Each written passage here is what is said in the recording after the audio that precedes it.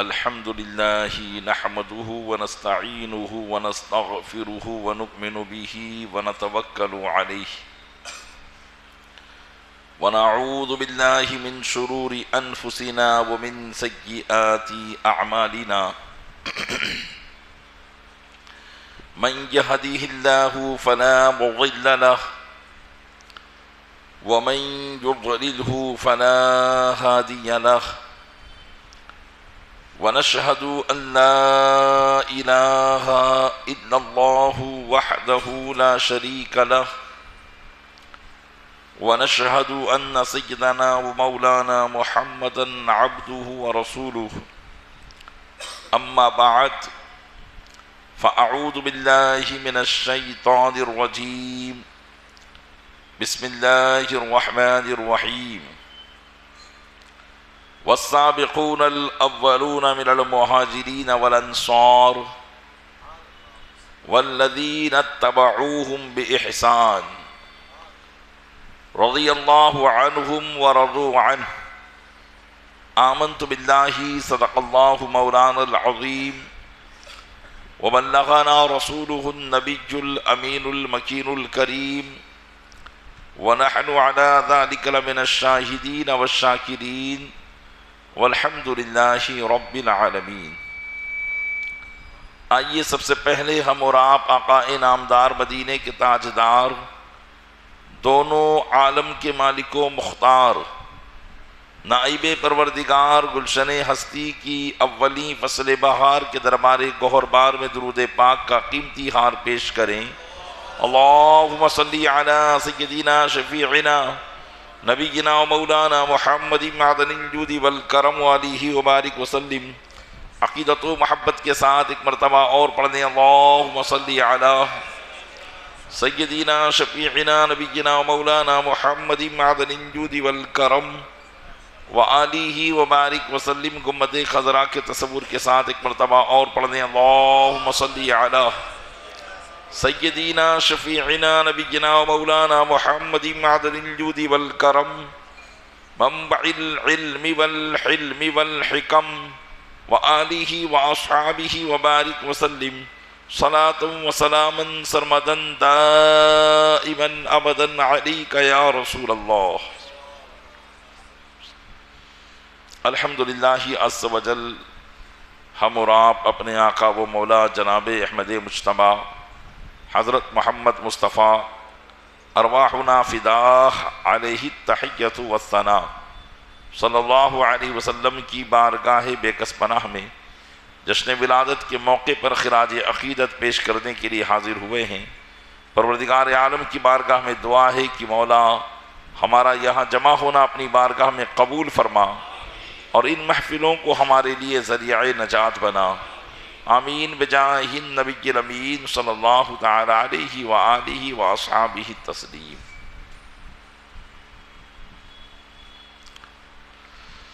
پیش نظر وہ نو بہار سجدے کو دل ہے بے قرار،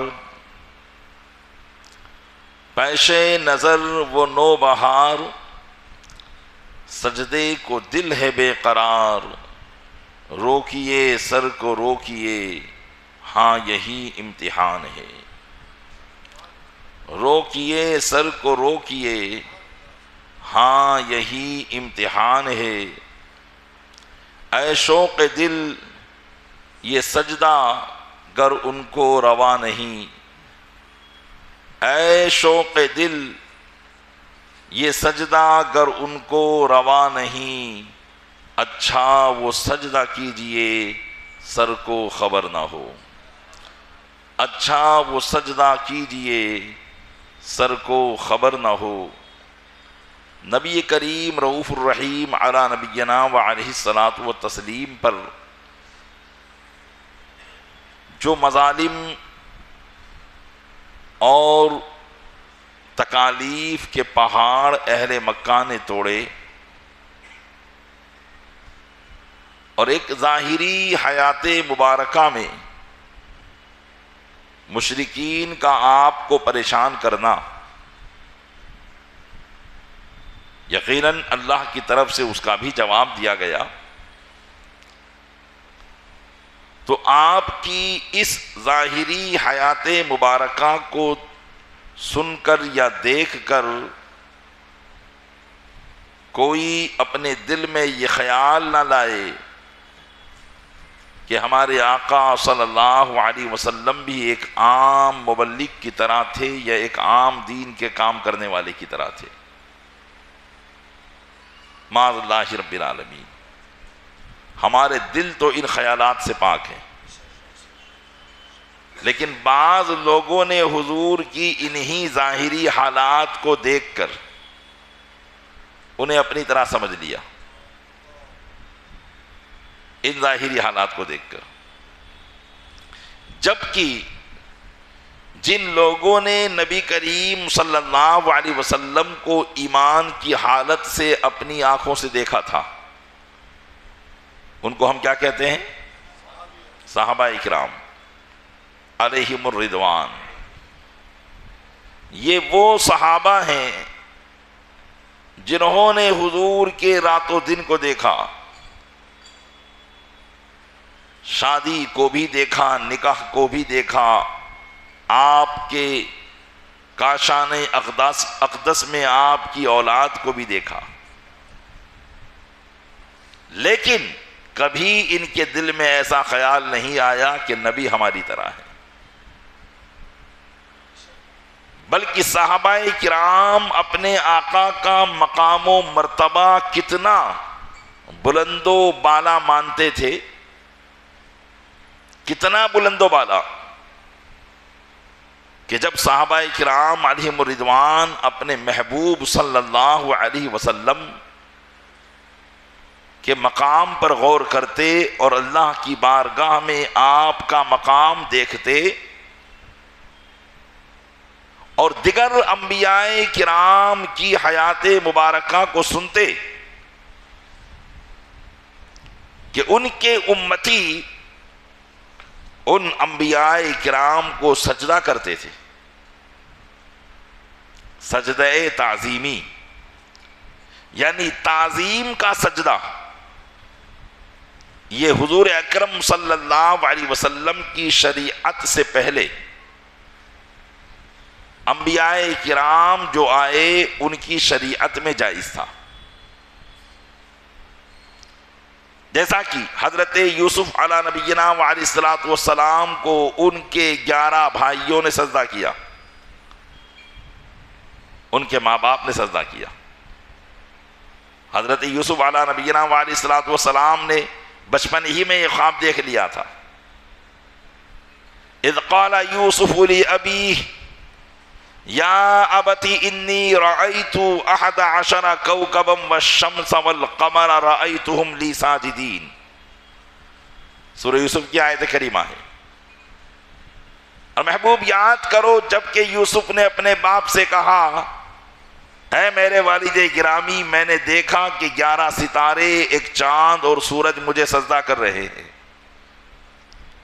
یہ آپ کا ایک خواب تھا لیکن حقیقت تھا. حضرت یعقوب نے کہا تھا یا بنی لا تقصص رؤیاک علی اخوتک فیکیدوا لک کیدا. اپنے اس خواب کو اپنے بھائیوں کو بیان مت کرنا کہ کہیں وہ تمہارا برا چاہیں گے. اب 40 سال کا عرصہ گزرا، یوسف علیہ السلام پر جو آزمائشیں آنی تھی آ گئی، اور یوسف علیہ السلام جب مصر کے بادشاہ بن گئے اور جب آپ کے 11 بھائی اور آپ کے والد والدہ آپ کے دربار میں آئے تو ان سب نے آپ کو سجدہ کیا.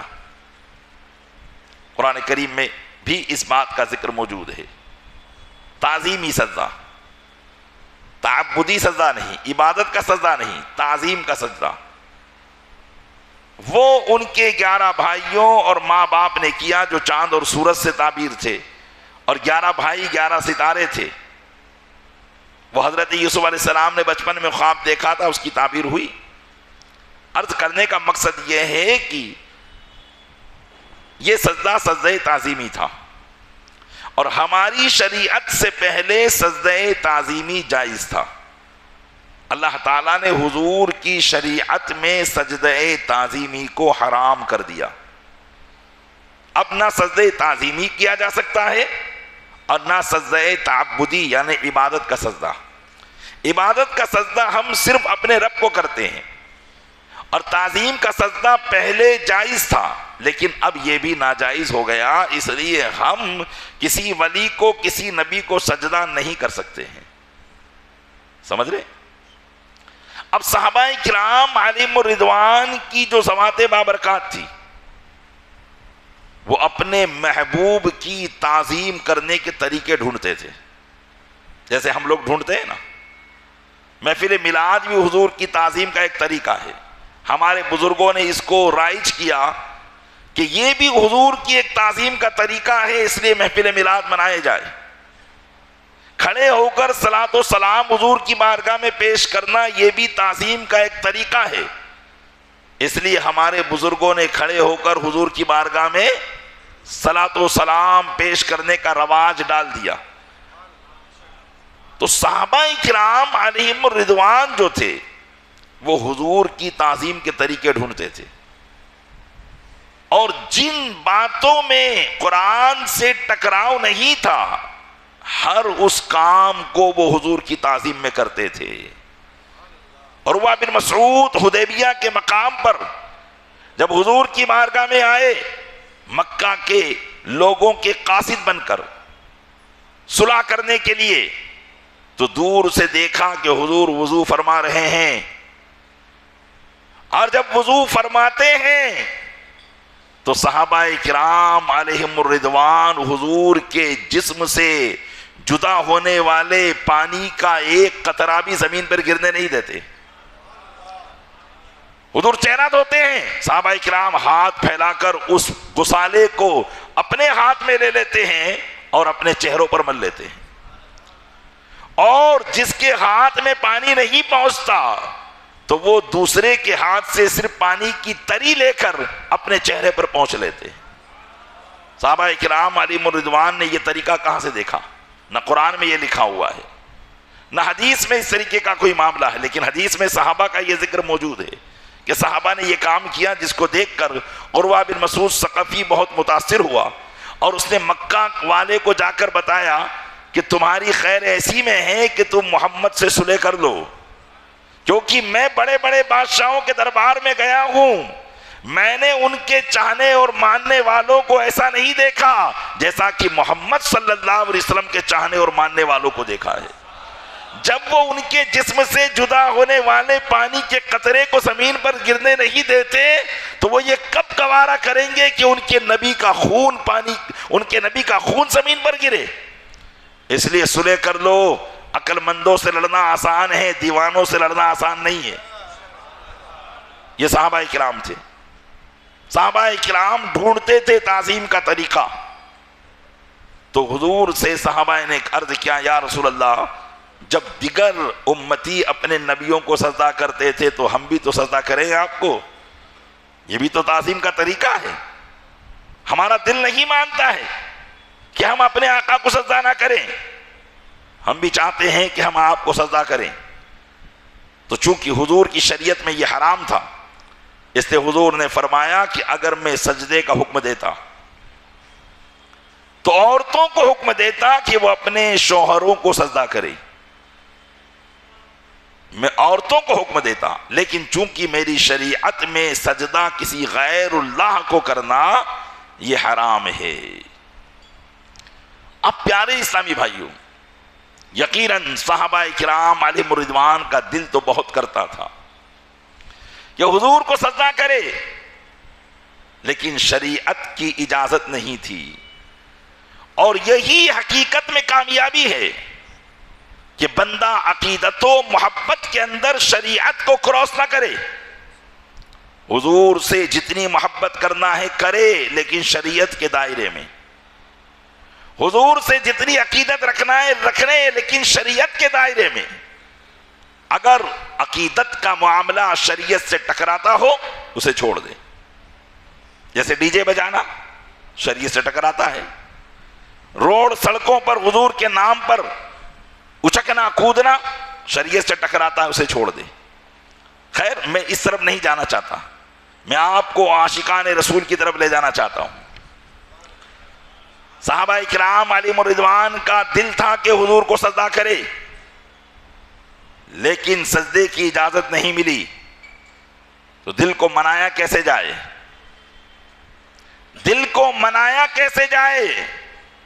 اعلیٰ حضرت رضی اللہ تعالیٰ عنہ نے کہا پیش نظر وہ نو بہار، سجدے کو دل ہے بے قرار، لیکن سجدہ کرنا نہیں ہے۔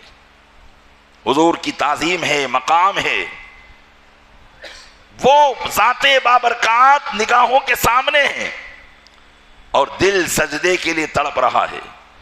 پیش نظر وہ نو بہار، سجدے کو دل ہے بے قرار، روکیے سر کو روکیے، ہاں یہی امتحان ہے۔ سر کو روک لینا ہے، سجدے میں جانے نہیں دینا ہے، سر کو روک لینا ہے، سجدے میں جانے نہیں دینا ہے، یہی امتحان ہے عشق اور عقیدت کا۔ عشق اور عقیدت کا امتحان۔ عشق کہتا ہے سجدہ کیا جائے، عقیدت کہتی ہے سجدہ کیا جائے۔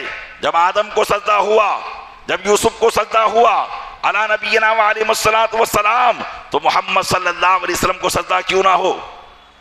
لیکن محمد صلی اللہ علیہ وسلم نے منع کر دیا، تو اب کہا یہ امتحان کی گھڑی ہے، دل تو چاہے گا سجدہ کرو، لیکن اب دل کو منانا پڑے گا، دل کو منانا پڑے گا۔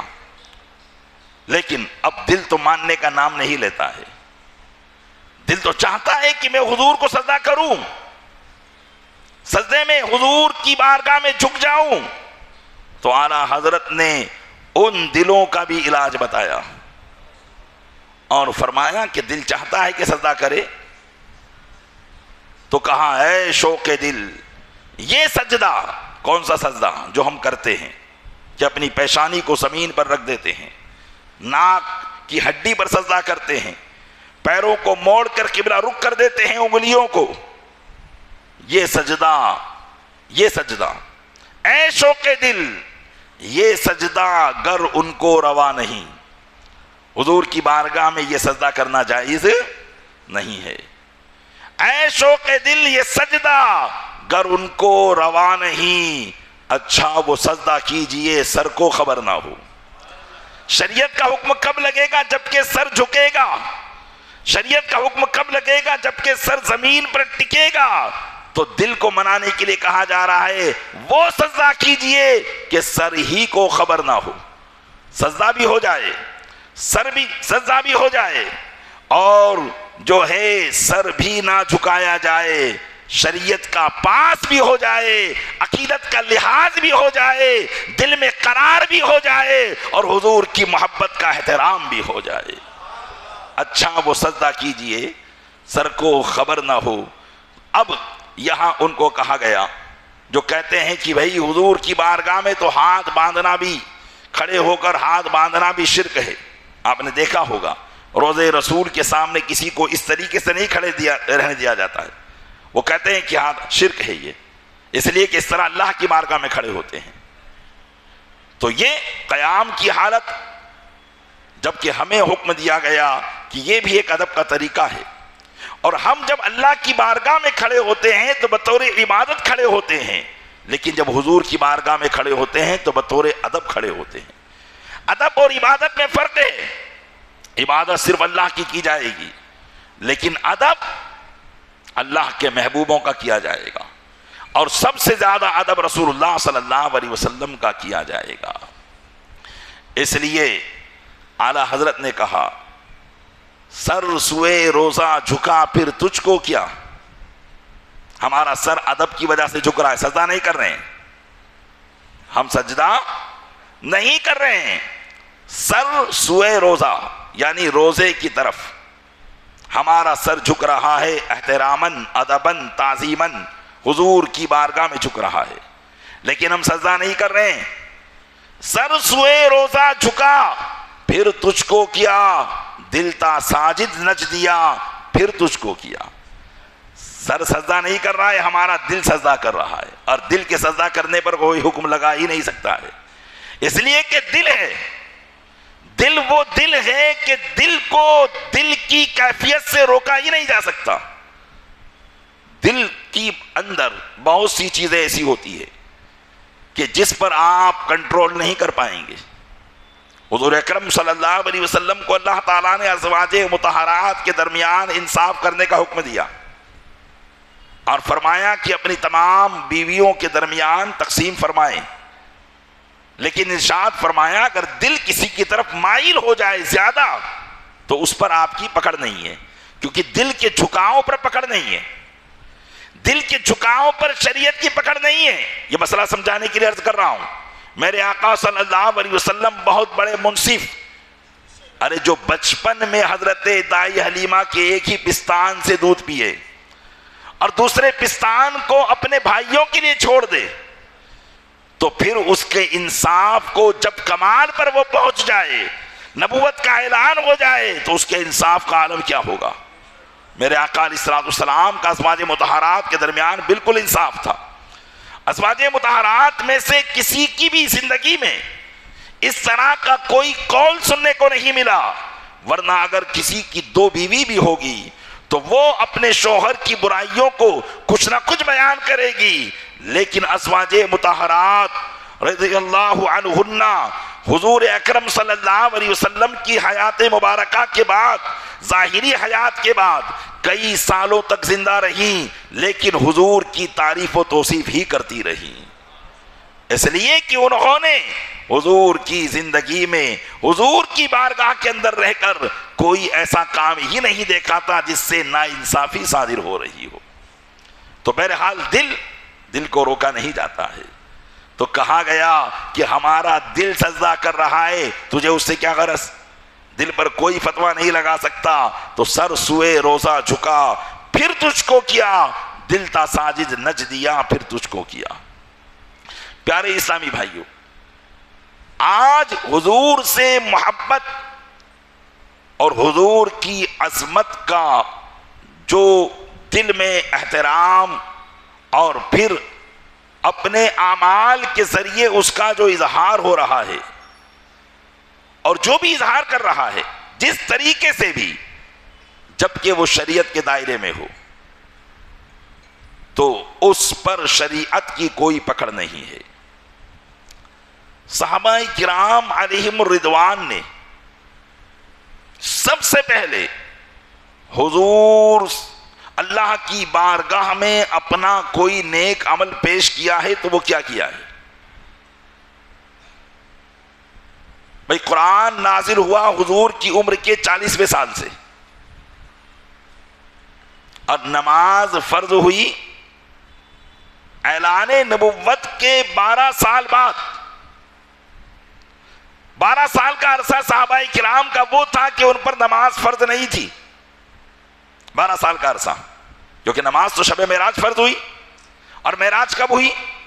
حضور کے نبوت کے اعلان کے 12 سال بعد، 12ویں یا 13ویں سال کے اندر معراج ہوئی، اور اس میں اللہ نے ہم پر نمازوں کو فرض کیا، اور سب سے اہم عبادت تو نماز ہی ہے۔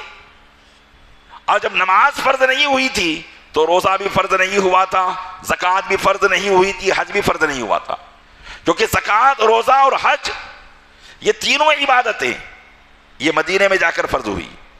نماز مکے میں فرض ہوئی، لیکن اعلان نبوت کے 12 سال کے بعد اب مسلمان یہی تو 4 عبادت کرتے ہیں۔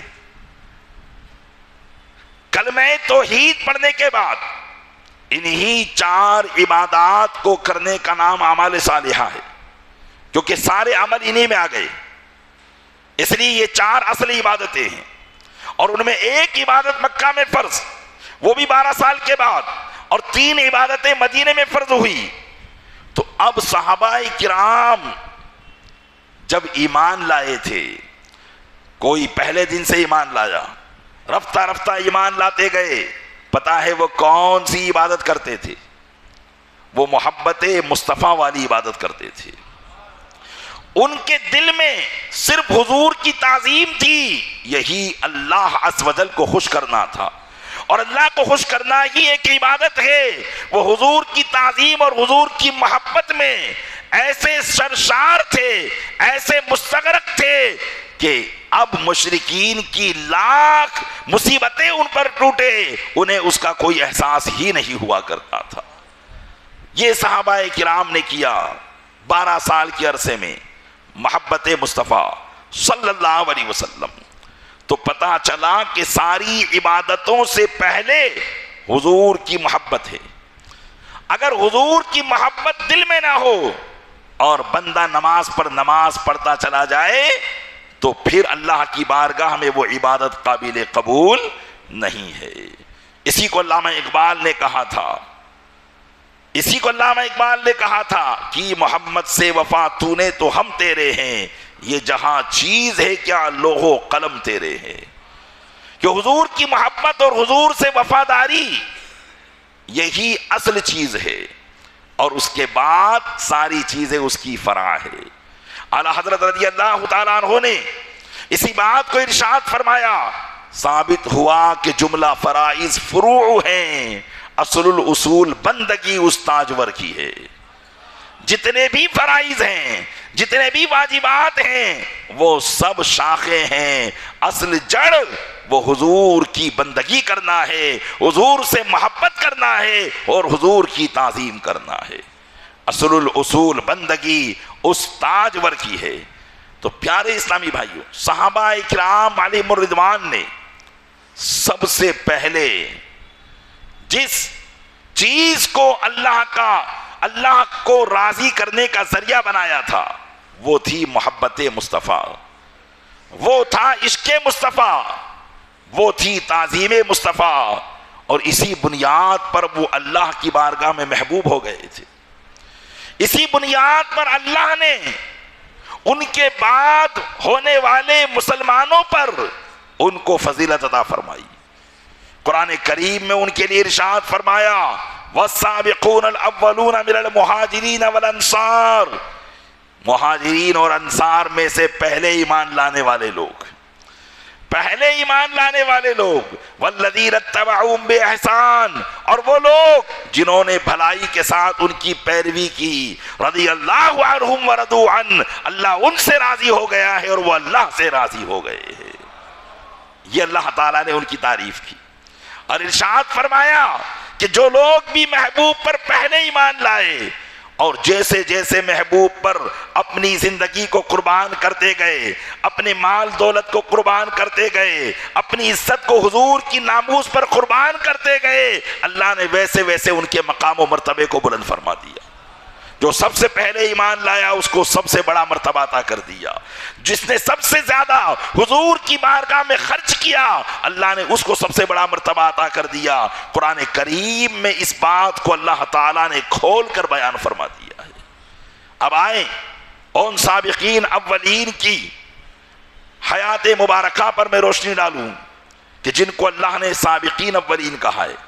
سابق کا معنی ہوتا ہے پہلے، اول کا معنی بھی آپ سمجھتے ہیں پہلے، یعنی جو پہلوں میں پہلے ہیں. اور یہ پہلوں میں پہلا ہونا کوئی معمولی بات نہیں تھی.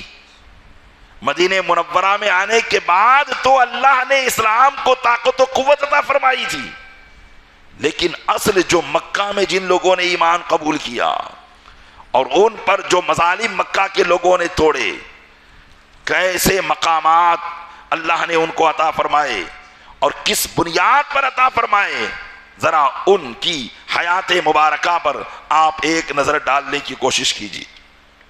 رسول اکرم صلی اللہ علیہ وسلم کے جاباز صحابی حضرت بلال رضی اللہ تعالیٰ عنہ ہیں. ان کا نام آتا ہے، مسلمانوں کی روحیں ان کے نام کو سن کر خوش ہو جاتی ہیں، اس لیے کہ حضرت بلال حبشی رضی اللہ تعالیٰ عنہ اس زمانے کے اعتبار سے غلام تھے، لیکن انہوں نے ایسی غلامی کو بعد میں اختیار کیا کہ قیامت تک کے آنے والے مسلمانوں کو اللہ نے ان کا آقا بنا دیا. اب ہم میں سے ہر ایک یہ چاہتا ہے کہ کاش ہمیں حضرت بلال کے قدموں کی غلامی مل جائے. جبکہ حضرت بلال حبشی رضی اللہ تعالیٰ عنہ کا معاملہ کیا تھا؟ حضرت بلال حبشی رضی اللہ تعالیٰ عنہ مکہ مکرمہ میں عبداللہ بن جدعان کی بکریوں کو چرایا کرتے تھے، اور اس زمانے میں غلام کو انسانوں جیسا رہنے کا حق ہی نہیں تھا، بلکہ غلام اور جانور کی زندگی برابر برابر تھی۔ اگر کوئی غلام ہوتا سر خرید تو وہ اسے اپنے جانور کی طرح سمجھا کرتے تھے، جیسے انسان کے پاس اپنا گھوڑا ہوتا ہے تو اس سے جو چاہے کام لے، گھوڑا منع نہیں کر سکتا۔ ایسے ہی جو زر خرید غلام ہوتا، اگر آقا اس سے کوئی ایسا کام لینا چاہے جسے وہ نہیں کرنا چاہتا تو اس کے اندر یہ طاقت نہیں ہوتی کہ وہ آقا کو منع کرے، اسے وہ کام کرنا ہی ہوتا۔ اس کو کہا جاتا تھا اس زمانے میں غلام، کہ غلام کی زندگی ایک جانور سے بھی بدتر ہوتی تھی، اس لیے کہ آدمی کبھی کبھی اپنے جانوروں سے بھی محبت کرتا ہے، لیکن اس زمانے میں جو غلام ہوتا، جس کی قسمت میں غلام ہونا ہو جاتا، پھر وہ جانور سے بھی بدتر زندگی گزارا کرتا تھا۔ حضرت بلال حبشی رضی اللہ تعالیٰ عنہ عبداللہ بن جدعان کے غلام تھے، اس کی بکریاں چرایا کرتے تھے۔ جب آپ کو حضور اکرم صلی اللہ علیہ وسلم کی دعوت کی خبر پہنچی کہ حضور اکرم صلی اللہ علیہ وسلم ایک اللہ کی عبادت کی دعوت دیتے ہیں، آپ نے تمام معبودان باطلہ کی عبادت سے توبہ کی اور مشرف با اسلام ہو گئے، اور ایک مرتبہ کعبۃ اللہ شریف کا طواف کر رہے تھے تو آپ نے دیکھا کہ مشرکین کے بت کعبے میں نصب ہیں۔ آپ کو غصہ آیا اور آپ نے ان بتوں پر تھوک دیا۔ اللہ عز و جل کی محبت میں مشرکین کے سردار اور دیگر حضرات بھی وہاں رہتے تھے، انہوں نے جب حضرت بلال کو یہ کرتے دیکھا تو انہیں پکڑ لیا اور بہت مارا، اور پھر ان کو ان کے آقا عبداللہ بن جدعان کے سپرد کر دیا۔ عبداللہ بن جدعان نے بھی حضرت بلال رضی اللہ تعالیٰ عنہ کو بہت سزائیں دی، اور پھر عبداللہ بن جدعان نے حضرت بلال حبشی کو امیہ بن خلف کو بیچ دیا۔ امیہ بن خلف یہ ظالم و جابر آدمی حضرت بلال حبشی رضی اللہ تعالی عنہ کو طرح طرح کی سزائیں دیتا۔ اس کے بارے میں آتا ہے کہ وہ حضرت بلال حبشی رضی اللہ تعالی عنہ کو مکہ کے تپتے ہوئے ریت پر ننگے جسم سلا دیتا اور ان پر پتھر رکھ دیتا، اور ان سے کہتا کہ محمد صلی اللہ علیہ وسلم اور ان کے خدا کا انکار کر، تو حضرت بلال حبشی کی زبان سے صرف احد احد کے نعرے بلند ہوتے اور کہتے انا اکفر باللات والعزى والہبل ونائلہ، کہ میں لات و عزیٰ اور ہبل اور نائلہ یہ جو مشرکین کے بت تھے میں ان کا انکار کرتا ہوں، اور میں ایک اللہ پر ایمان لاتا ہوں۔ اور جب وہ ان کو سزا دے دے کر تھک جاتا تو حضرت بلال حبشی رضی اللہ تعالیٰ عنہ کی گردن میں ایک رسی باندھ دیتا اور محلے کے بدماش بچوں کو وہ رسی پکڑا دیتا، اور وہ حضرت بلال حبشی کو مکہ کی گلیوں میں گھسیٹ گھسیٹ کر گھومتے رہتے اور ان کا مذاق اڑاتے رہتے، ان کا استہزاء کرتے رہتے تھے۔ حضرت حسان بن ثابت رضی اللہ تعالیٰ عنہ یہ مدینہ منورہ کے رہنے والے ہیں، آپ فرماتے ہیں کہ اسلام لانے سے پہلے ایک مرتبہ میں مکہ مکرمہ حج کرنے کے لیے گیا تو میں نے دیکھا کہ مکہ کے بدمعاش بچے حضرت بلال حبشی کے گلے میں رسی کو باندھ کر مکہ مکرمہ کی گلیوں میں گھسیٹ رہے ہیں، اور ان کے گلے سے رسی کھینچنے کی وجہ سے خراش پڑ گئی ہے جس کی وجہ سے خون بہ رہا ہے، لیکن حضرت بلال کی زبان پر ایک ہی لفظ جاری تھا، احد احد انا لا اشرک باللہ شیئا انا کافر باللات والعزى، کہ اللہ ایک ہے، میں اللہ کا کسی کو شریک نہیں ٹھہراتا، میں تو لات و عزیٰ کا انکار کرتا ہوں۔ حضرت بلال حبشی کی زبان پر یہ جاری رہتا تھا۔ ایسے ہی حضرت عمرو بن عاص رضی اللہ تعالیٰ عنہ بھی صحابی رسول ہیں، مکہ مکرمہ کے رہنے والے ہیں، انہوں نے بھی جو حضرت بلال کے ساتھ اہل مکہ کے معاملات کو دیکھا تھا، اس کو بیان کرتے ہیں۔ اسلام لانے کے بعد حضرت عمرو بن عاص کہتے ہیں کہ مررت ببلال وہو یعذب، ایک مرتبہ میں حضرت بلال کے پاس سے گزرا، اس حال میں گزرا کہ وہ یعذب فی رمضاء، کہ وہ بہت گرم زمین پر انہیں سزا دی جا رہی تھی، بہت گرم زمین پر۔ اور اہل مکہ میں جو لوگ گئے ہوں گے وہ وہاں کی گرمی کی شدت کو جانتے ہوں گے۔ اگر سخت دھوپ کے اندر آج بھی اگر آپ ننگے پیر نکل جاؤ تو آپ کے پیروں میں چھالے پڑ جائیں گے، ایسی شدت کی گرمی مکہ مکرمہ میں ہوتی ہے گرمی کے دنوں میں۔ تو حضرت عمرو بن عاص فرماتے ہیں کہ میں نے دیکھا کہ حضرت بلال کو سخت گرمی میں تپتی ہوئی زمین پر سزا دی جا رہی تھی، اور وہ زمین کیسی تھی آپ خود بیان فرماتے ہیں، وَلَوْ أَنَّ بِدْعَةَ لَحْمٍ وُضِعَتْ عَلَيْهِ نَضِجَتْ، اگر گوشت کا ٹکڑا اس زمین پر رکھ دیا جائے تو وہ بھی بھن جائے، وہ بھی بھن جائے۔ ایسی سخت زمین پر حضرت بلال کو ننگے جسم لٹا کر انہیں سزا دی جا رہی تھی۔ یہ حضرت عمرو بن عاص رضی اللہ تعالیٰ عنہ نے دیکھا۔ ایک مرتبہ حضرت بلال کو اسی طرح لوگ مار رہے تھے، ان کی زبان سے احد احد کا نعرہ جاری تھا۔ میرے آقا صلی اللہ علیہ وسلم کا ان کے پاس سے گزر ہوا، اپنے عاشق زار کو جب اس حال میں حضور اکرم صلی اللہ علیہ وسلم نے دیکھا تو رحمت بھرے جملے زبان پر جاری ہو گئے۔ عاشق زار کی اس حالت کو دیکھ کر رحمت عالم صلی اللہ علیہ وسلم کی زبان مبارک سے نکلا، سینجی کا احد احد، اے بلال جسے تو ایک مانتا ہے ان قریب وہی تجھے نجات عطا فرمائے گا، ان قریب وہی تجھے نجات عطا فرمائے گا۔ یہاں غور کرنے کا مقام ہے، اگر کوئی اور ہوتا تو چلو ان کے سامنے اقرار کر لیتا، بعد میں اپنا دل ہے، اور دل جب ایمان پر مطمئن ہو تو زبان سے کلمہ کفر نکالنے میں کوئی حرج نہیں ہوتا ہے۔ قرآن کریم کا ارشاد ہے، الا من اکرہ وقلبہ مطمئن بالایمان، مگر جسے مجبور کر دیا جائے اس حال میں کہ اس کا دل ایمان پر مطمئن ہو اور زبان پر وہ کلمہ کفر جاری کرے، مجبور ہونے پر تو اس کے ایمان پر کوئی اثر نہیں پڑے گا۔ یہ قرآن کا فیصلہ ہے، یہ قرآن کا حکم ہے۔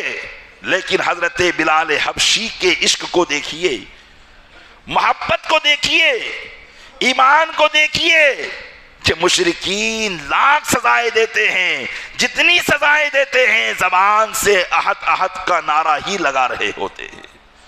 حضور اکرم صلی اللہ علیہ وسلم نے فرمایا، سینجی کا احد احد، جس کو تو ایک ایک کہہ رہا ہے وہی تجھے نجات عطا فرمائے گا۔ حضرت علامہ حلبی رحمۃ اللہ تعالی علیہ نے اپنی تفسیر حلبیہ میں یہاں بہت بہترین جملہ ارشاد فرمایا۔ حضرت امام حلبی فرماتے ہیں کہ کانا بلال بقولہ احد احد یمزج مرارۃ العذاب بحلاوۃ الایمان، یعنی حضرت بلال احد احد کہہ کر سزاؤں کی کڑواہٹ کو ایمان کی مٹھاس سے ملا دیا کرتے تھے، کہ ان کے دل میں جو ایمان کی مٹھاس تھی، ایمان کی راحت تھی، ایمان کا سکون تھا، تو لاکھ سزاؤں کے پہاڑ ان پر توڑے جاتے، لیکن اس ایمان کی مٹھاس کے آگے سزاؤں کی کڑواہٹ کچھ بھی اثر نہیں دکھا پاتی تھی۔ وہ ان کڑواہٹوں کو ایمان کی مٹھاس سے ملا دیا کرتے تھے۔ علامہ حلبی آگے یہاں لکھتے ہیں کہ اسی طریقے سے جب حضرت بلال کی وفات کا وقت قریب آیا، نزا کا عالم تھا، تکالیف جاری تھی، ان کی اہلیہ، ان کی بیوی ان کے سرانے بیٹھ کر کہہ رہی تھی، واہ حزنا، ہائے غم کی بات ہے، ہائے غم کی بات ہے۔ تو حضرت بلال رضی اللہ تعالیٰ عنہ نے فرمایا کہ غم کس بات کا، غم کس بات کا ہے، بلکہ آپ نے فرمایا واہ ترباہ، ہائے خوشی کے دن، ہائے خوشی کے دن، غدن القی الاحبہ محمدن و حزبہ، کل تو میں حضور سے ملاقات کر دوں گا اور ان کے ساتھیوں سے ملاقات کر دوں گا۔ نزا کا عالم طاری ہوتا ہے، دل پر سختیاں گزرتی ہیں، موت کے معاملات طاری ہوتے ہیں، انسان کا جسم کانپ اٹھتا ہے۔ علامہ حلبی کہتے ہیں کہ اس موقع پر بھی حضرت بلال رضی اللہ تعالیٰ عنہ موت کی سختیوں کو ایمان کی مٹھاس سے ملا رہے تھے۔ یہی بات ہے پیارے اسلامی بھائیوں، اگر ہم اپنی زندگی میں حضور سے سچی پکی محبت کرتے رہے، ان کی یاد میں ہمارا دل دھڑکتا رہا، آنکھوں سے آنسو جاری رہے، اور ہر وقت ان کو دیکھنے کی تڑپ ہمارے دل میں موجود رہی، حضور اکرم صلی اللہ علیہ وسلم کے زیارت ہو جائے، اس طرح کے اعمال اگر ہم زندگی میں کرتے رہے، قسم خدا کی جب موت آئے گی تو کسی قسم کا غم دل میں موجود نہیں ہوگا، کسی قسم کا غم دل میں موجود نہیں ہوگا، بلکہ یہاں فکر ہوگی اس بات کی بس اب یہ موت کا پردہ ہے، جیسے ہی زندگی موت کی طرف جائے گی محبوب کا رخ زیبا نظر آ جائے گا۔ علامہ عاصی فرماتے ہیں کفن میں پھولے نہ سمائیں گے ہم عاصی، جس کے جویا تھے اس گل کی ہے ملاقات کی رات، کہ وہاں اب کفن کے اندر خوشی کی کوئی انتہا نہ ہوگی، جس دن کفن پہنا دیا جائے گا اس دن خوشی کی کوئی انتہا نہیں ہوگی، اس لیے کہ زندگی بھر جس رخ زیبا کو دیکھنے کے لیے تڑپتے رہے، قبر میں جاتے ہی اس کے رخ زیبا کا دیدار ہو جائے گا۔ کفن میں پھولے نہ سمائیں گے ہم آسی، جس کے جویا تھے اس گل کی ملاقات کی رات، اور اعلیٰ حضرت فرماتے ہیں ارے جان تو جاتے ہی جائے گی، جان تو جانا ہی ہے، چاہے آپ کچھ بھی کر لیں، کتنا علاج کر لیں، جان تو جانا ہی ہے۔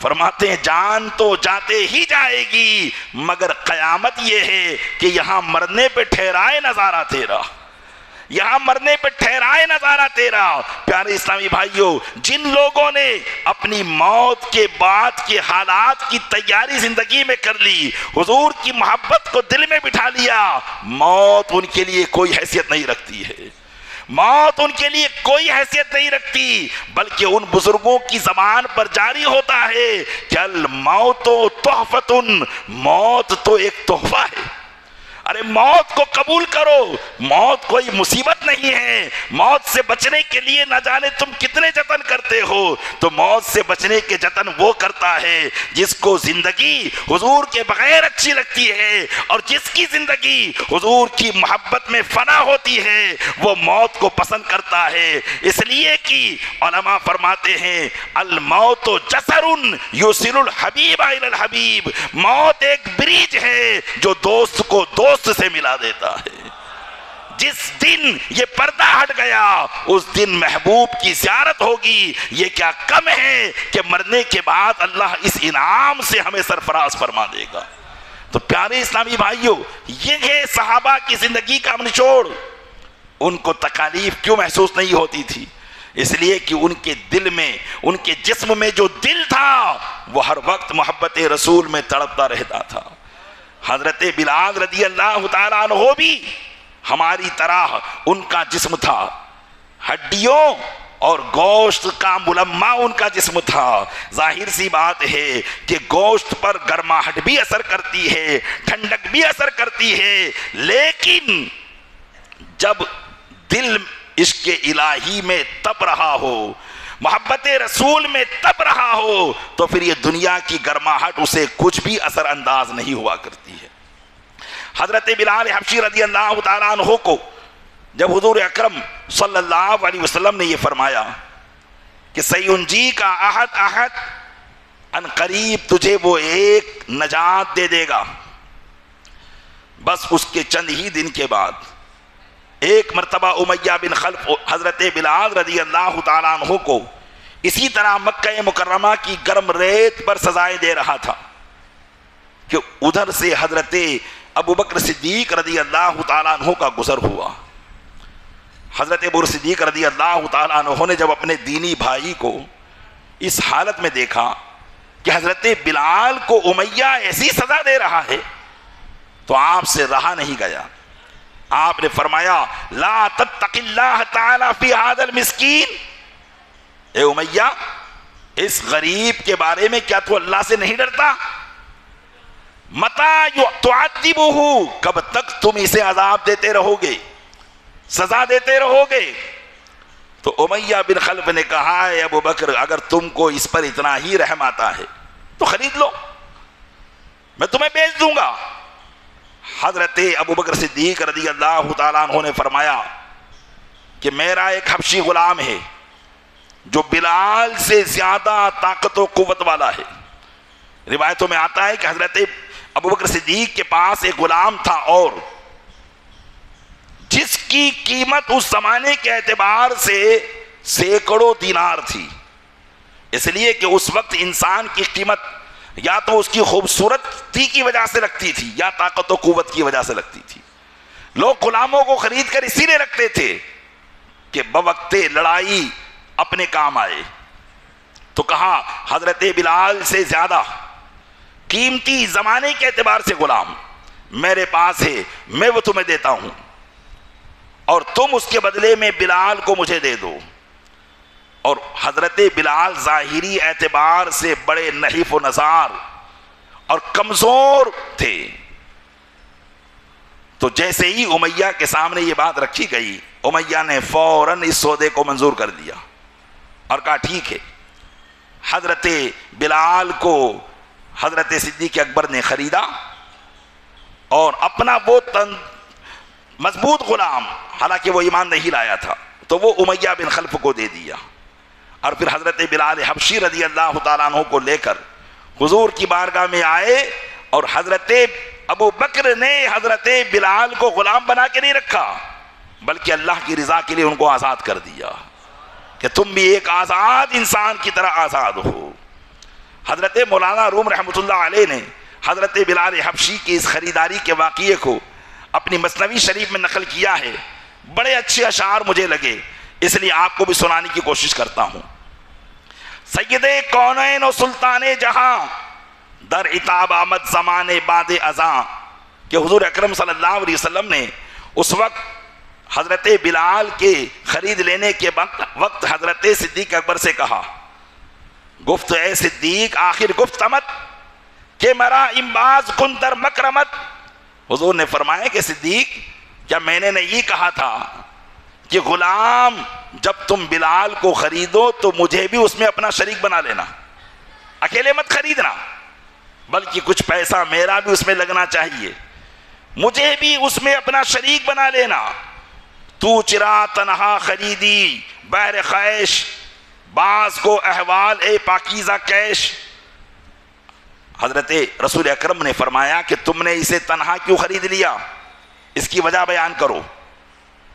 تو حضرت صدیق اکبر نے کیا جواب دیا؟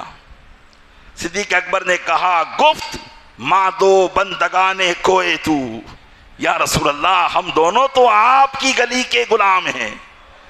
گفت ماں دو بندگان کوئے تو کر دمش آزاد من بر روئے تو، ہم دونوں آپ کی گلی کے غلام ہیں اور میں نے آپ کے رخ زیبا پر آپ کے اس غلام کو آزاد کر دیا ہے.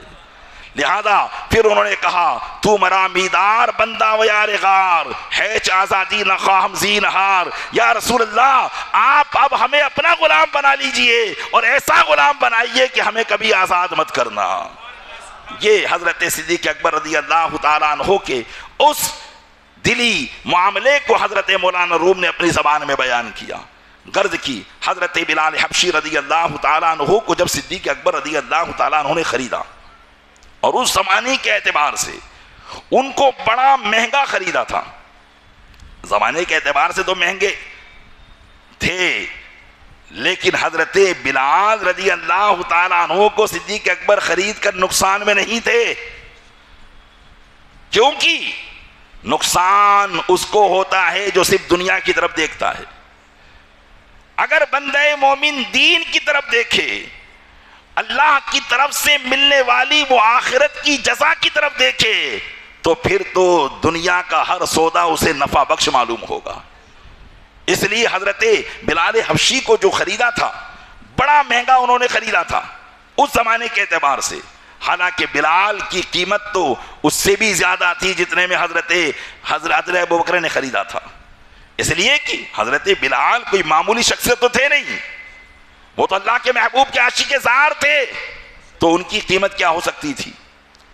وہ کہتے ہیں نا کہ جب تک بکا نہ تھا تو کوئی پوچھتا نہ تھا، تم نے خرید کر مجھے انمول کر دیا، تو وہ تو انمول تھے، لیکن مشرکین کو یہ سودا حضرت صدیق اکبر کے بارے میں بڑا نقصان دہ لگ رہا تھا، اس لیے آپس میں حیرت کرنے لگے، بات کرنے لگے کہ سمجھ میں نہیں آیا، ابو بکر جیسا کامیاب تاجر ایک بلال جیسے غلام کو انہوں نے اتنا مہنگا غلام دے کر خرید لیا، یہ کیسے ہو سکتا ہے؟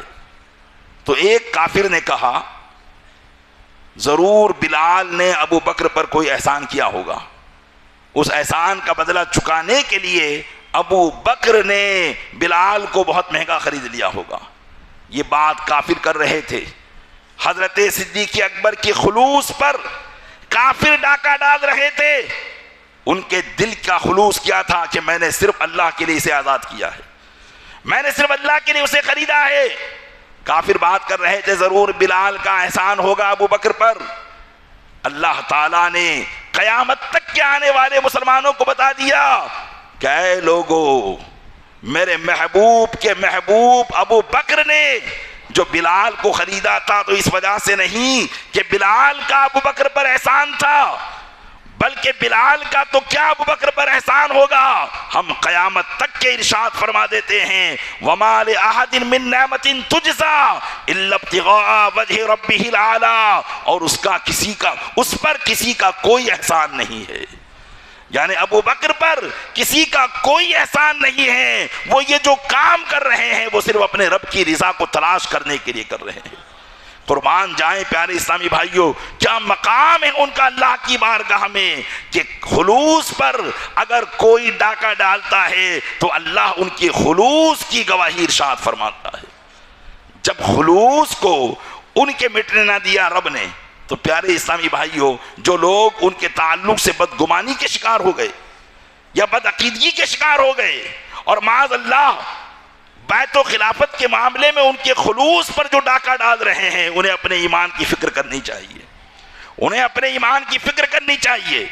حضرت صدیق اکبر رضی اللہ تعالیٰ عنہ نے جس مقصد سے خریدا تھا، اس مقصد کو اللہ تبارک و تعالیٰ نے بیان فرما دیا، اور صرف حضرت بلال ہی کو حضرت صدیق اکبر نے نہیں خریدا تھا، بلکہ حضرت بلال کی والدہ حضرت حمامہ رضی اللہ تعالیٰ عنہ، ان کو بھی جب وہ مشرف اسلام ہو گئی تو ان کا آقا بھی انہیں طرح طرح کی سزائیں دیتا تھا، حضرت صدیق اکبر نے ان کو بھی خریدا اور خرید کر آزاد کر دیا۔ ایک اور غلام تھے حضرت عامر بن فہیرہ، یہ حضرت صدیق اکبر کے قبیلے کے ایک شخص کے غلام تھے، عامر بن فہیرہ، اور یہ قبیلے بنو تیم سے تھے، تو حضرت عامر بن فہیرہ کو بھی حضرت صدیق اکبر نے آزاد کیا۔ اور حضرت ابو فقیہہ، یہ امیہ کے بیٹے صفوان کے غلام تھے، اور امیہ بن خلف جو حضرت بلال کا آقا تھا، یہ حضرت بلال کے آزاد ہو جانے کے بعد ابو فقیہہ کو تکلیف دیتے، حضرت صدیق اکبر رضی اللہ تعالیٰ عنہ نے ان کو بھی خرید کر آزاد کیا۔ ایسے ہی حضرت زنیرہ رضی اللہ تعالیٰ عنہ، یہ ایک کنیز تھی اور ایک مشرک ان کا آقا تھا، بے رحم مالک انہیں مارا کرتا تھا اور طرح طرح سے سزائیں دیا کرتا تھا، اور اس کی سزاؤں کی وجہ سے حضرت زنیرہ رضی اللہ تعالیٰ عنہ کی بینائی ختم ہو گئی تھی، یعنی آنکھوں کی روشنی ان کی ختم ہو گئی تھی۔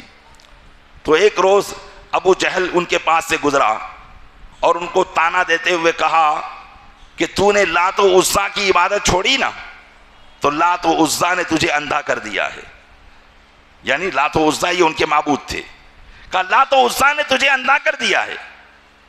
تو اس ایماندار خاتون نے کہا کلا لا تملک اللات والعزیٰ نفعا ولا ضرا، ہرگز نہیں، یہ تیرے لات و عزیٰ تو نہ تو کسی کو نفع پہنچا سکتے ہیں نہ کسی کو نقصان پہنچا سکتے ہیں۔ ھذا امر من السماء، یہ معاملہ تو آسمان سے ہے، وَرَبِّي قَادِرٌ عَلَىٰ أَن يَرُدَّ بَصَرِي، اور میرا جو رب ہے وہ میری روشنی کو لوٹانے پر قادر ہے۔ حضرت زنیرہ رضی اللہ تعالیٰ عنہ نے جس دن یہ کہا رات میں سوئی، اللہ تعالیٰ نے ان کی بینائی کو واپس لوٹا دیا۔ حضرت زنیرہ رضی اللہ تعالیٰ عنہ کو بھی حضرت صدیق اکبر نے آزاد کیا۔ ایسے ہی حضرت نہدیہ کی بیٹی، یہ بھی حضرت صدیق اکبر کی آزاد کردہ ہیں۔ ایک حضرت لطیفہ رضی اللہ تعالیٰ عنہ جو ایمان لانے سے پہلے حضرت عمر کی کنیز تھی، حضرت عمر ابھی ایمان نہیں لائے تھے، اور حضرت عمر ایمان لانے کی بنا پر ان کو بہت سزائیں دیتے تھے، حضرت صدیق اکبر نے ان کو بھی آزاد کیا۔ اور یہ عموماً ظاہری جسم و ساخت کے اعتبار سے بڑے کمزور تھے، اور حضرت صدیق اکبر کافروں سے انہیں بڑا مہنگا دام دے کر خریدتے تھے، اور چونکہ یہ ایک تجارت تھی۔ حضرت صدیق اکبر کے والد جناب ابو قحافہ اس وقت ایمان نہیں لائے تھے۔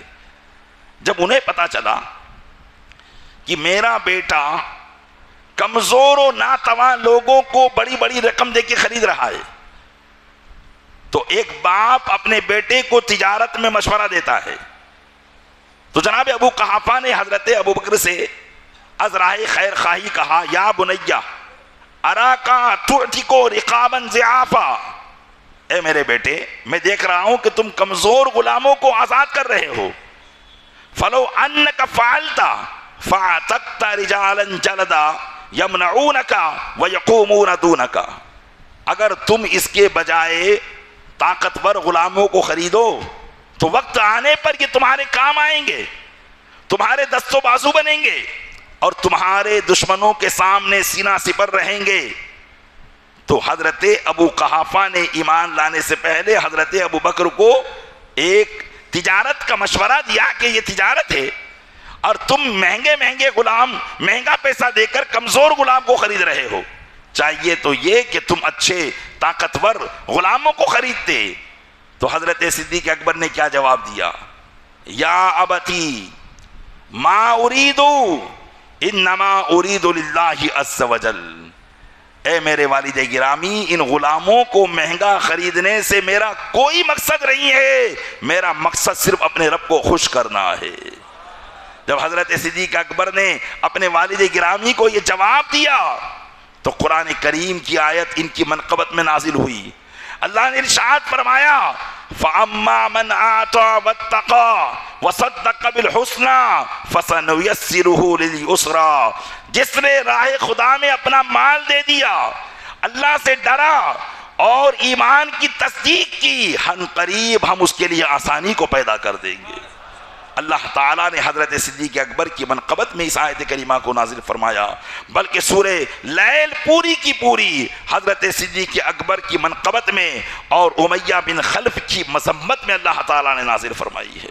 پیارے اسلامی بھائیو، اب آپ غور کر لیں کہ وہ صحابہ کرام کو جو اللہ نے مقام دیا ہے، آج جن کو صحیح معنوں میں شریعت کے اعتبار سے استنجا کرنا بھی یاد نہیں ہے، یہ میں بالکل کہہ رہا ہوں، کیونکہ شریعت میں آپ بھلے جیسے پاکی صافی حاصل کر لیتے ہوں گے، لیکن شریعت نے اس کا بھی طریقہ بیان کیا ہے کہ استنجا کیسے کیا جائے گا۔